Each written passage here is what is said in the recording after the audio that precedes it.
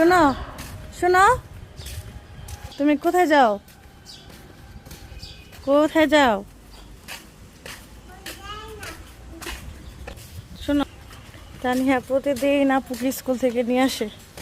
এটা হচ্ছে ছোট আপুর ডিউটি, তাই না? আসো, এখানে একটা বাগান, সব ধরনের ফলের গাছ আছে।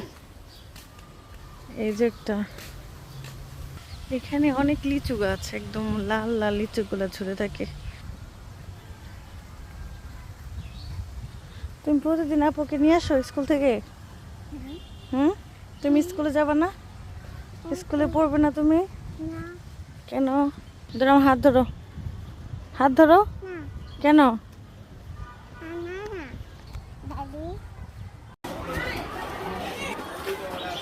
এখানে একটা দোকান আছে, প্রতিদিন এই দোকান থেকে কিছু না কিছু কিনবে, প্রতিদিন। স্কুলের সাথে এই দোকানটা। ওঠো তুমি।